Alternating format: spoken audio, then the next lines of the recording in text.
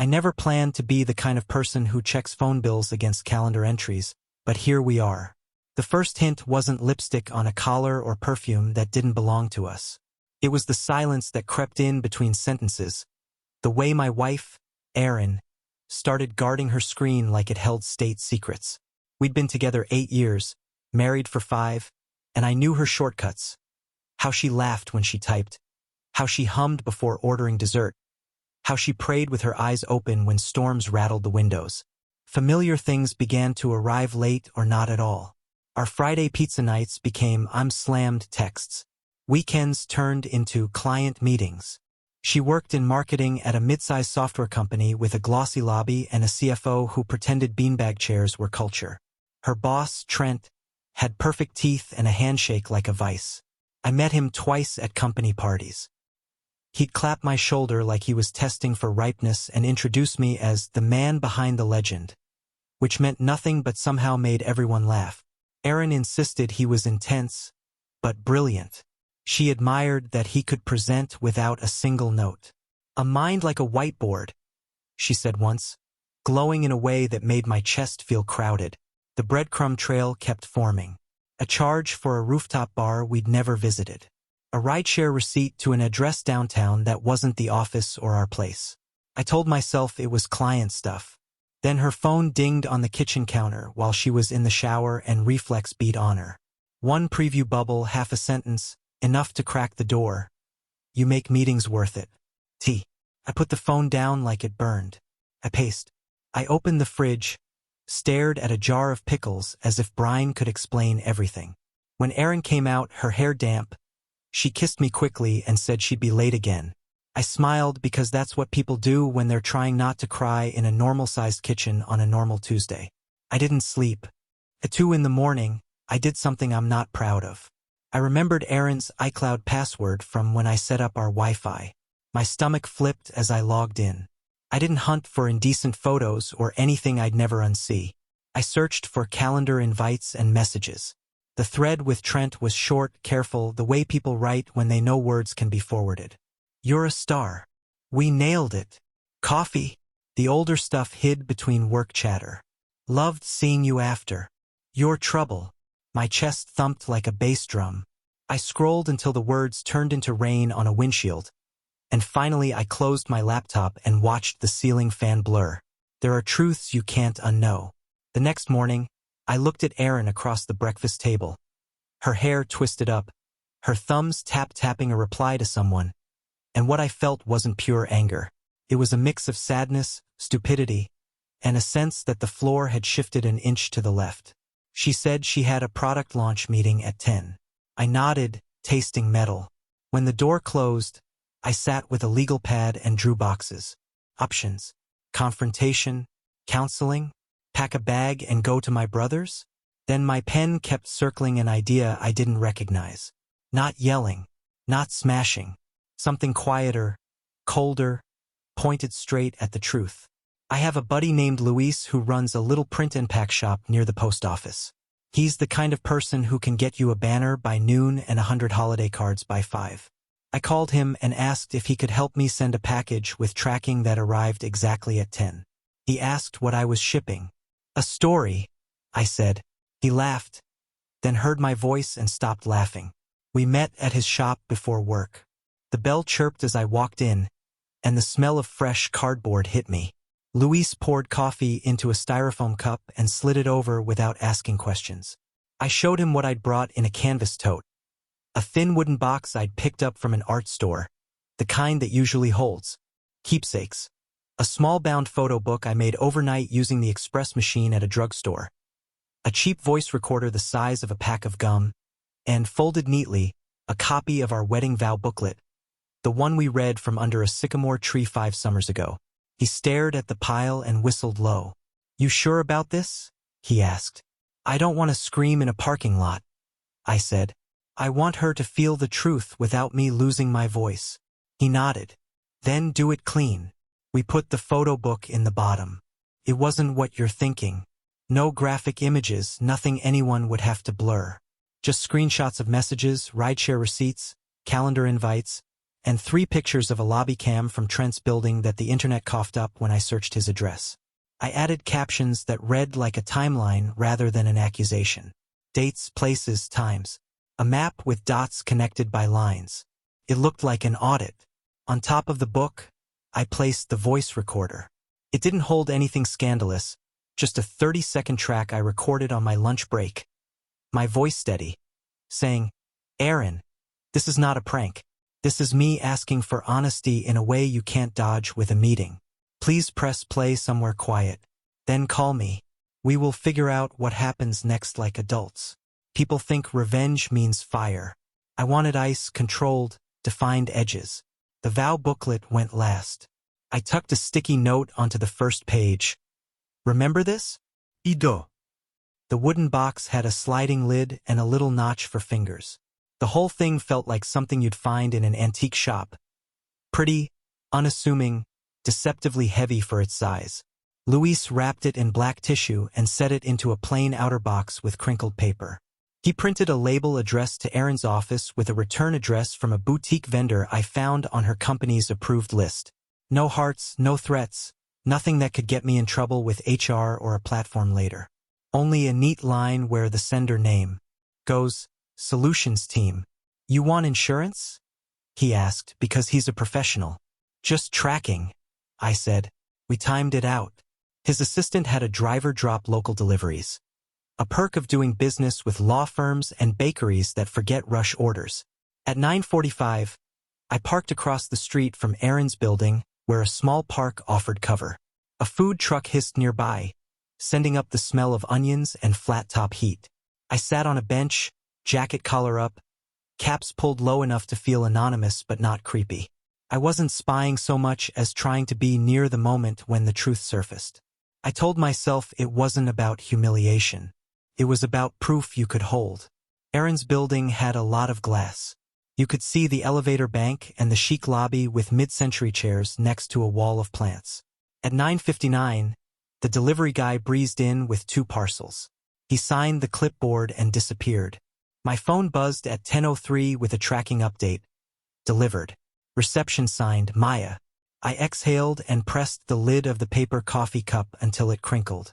There was a time when I would have texted Erin a heart after a big presentation. Now I watched strangers hurry past, wondering which of them had heard her laugh this week. I almost stood up and left. There's a temptation to stop the train you started. Then I thought about that bubble on the screen, you make meetings worth it, and sat back down. Inside, on the 12th floor, a product team gathered for a demo.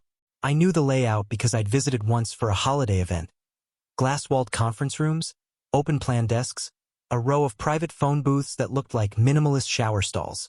Erin liked the one with a plant on the shelf. She named it Gary. I pictured her at her desk with her teal water bottle, hair pinned, shoulders squared the way she did before kicking off a meeting. People would be milling around. Someone would crack a joke. Then Maya from reception would ping her on Slack, "Package at your desk." Erin would say, "Huh, didn't order anything," and spin her chair. I imagined her curiosity first. She liked surprises, scavenger hunts, little puzzles. That thought hurt in a way I can't explain. She'd pull the box toward her, note the discreet label, peel the packing tape in one long ribbon. The black tissue would rustle softly. She'd lift out the wooden box like a treasure, and maybe someone nearby would make a fancy comment. Erin thrived on presentation. She would smile. I didn't want her destroyed. I wanted her still. I wanted the room to slow so she could hear the rustle of her own conscience. I wanted her to see the path she'd taken not as a scandal but as a series of choices. I hoped that kindness mattered even when anger felt easier. My phone vibrated again. It was a text from Luis. Delivered. Driver says she was at her desk. I typed thanks and stared at the 3 dots like they were a horizon. The park grew louder around me. Skateboard wheels popping on concrete. A dog jingling its tags. A radio from the truck playing a love song I didn't need. A cloud slid over the sun and the glass building mirrored the sky instead of the street. I thought about the first time I met Erin at a volunteer event. Both of us sorting canned goods at a church gym that smelled like floor polish. She wore a baseball cap and kept pushing her hair behind her ear. We made fun of the label maker guy who took the job too seriously. That night, she gave me a number on a napkin and drew a smiley face with square teeth. We were never perfect, but we were inventive. We solved things together. Until we didn't. I checked the time. 10:18. If Erin had opened the outer box quickly, she'd be holding the wooden one now. My stomach tightened. Somewhere above the sidewalk noise, a door clattered. My brain conjured the music of her office. The murmur of voices, the occasional cheer when a deal closed, Trent's laugh cutting across the floor because some people never learned volume control. A gust of wind lifted fast food napkins and pinned them against the curb. I pressed my hands together hard, as if I could keep them from shaking by making them argue. Maybe she'd call right away. Maybe she'd go to a private room and listen to the recording. Maybe she'd march to HR. Maybe she'd march to me. I had no idea. I only knew that whatever came next would be real. I pictured the moment her fingers slid the lid back. The tiny scrape of wood. The neat stack inside. I pictured her smile out of habit. Not happiness. Because a crowd had formed around her desk to see what surprise she'd gotten. Office boxes usually meant snacks or swag. A coworker would joke about donuts. Her smile would hold steady for one heartbeat, two. Then she'd see the photo book's title on the cover. Thursday, 6:12 p.m. Sunday, 11:40 a.m. Numbers arranged like an itinerary you didn't mean to publish. She'd see the recorder's small red dot and the vow booklet's familiar font. The muscles at the corner of her mouth would loosen. The smile would ebb. Someone would say, "What is it?" And she'd answer, I don't know. And inside was, the moment Erin saw the first page of that book, the air in the office changed. She didn't scream or faint. She froze. The laughter around her thinned into whispers. People exchanged glances, unsure if they'd stumbled into something private. Her fingers trembled as she turned a page, eyes darting over timestamps, receipts, her own calendar entries mirrored back at her. The neat design, the calm font, the undeniable truth. Trent wasn't in yet. Lucky for him. One of her co-workers, Tara, asked if she was okay. Erin muttered something about needing air, clutched the box, and walked toward the hallway. She ducked into a small meeting room, shut the glass door, and pressed play on the recorder. My voice filled the quiet. Steady, low, measured. Erin, this is not a prank. This is me asking for honesty in a way you can't dodge with a meeting. Please press play somewhere quiet. Then call me. We will figure out what happens next like adults. When I recorded it, I wanted the tone to be neutral, but in that small room, it sounded like finality. Erin sat with her hands clasped and eyes wide. The note on the vow booklet stared back. Remember this? I do. Down in the park, my phone buzzed again. Unknown number. Then a text, we need to talk. Please. I didn't reply. I walked to my car, every step feeling like I was learning gravity again. That evening, she came home early. Normally, she'd breeze through the door, toss her keys on the counter, and ask about dinner. This time, she stood in the doorway, holding that same wooden box like it was radioactive. The air between us was brittle. Why did you do this? She asked. Why did you? I answered. She flinched, tears threatening but held back. It wasn't what you think. Then tell me what I think, I said quietly. Because from where I'm standing, I've got dates, receipts, and a man who calls you his motivation. She sat at the table, the same spot where we once planned vacations. It was stupid, she said. It started as harmless flirting. He made me feel seen, and I didn't stop it when I should have. Seen? I asked. I've been standing right here for 8 years, Erin. You just stopped looking. Her voice broke. I didn't mean for it to go that far. I didn't raise mine.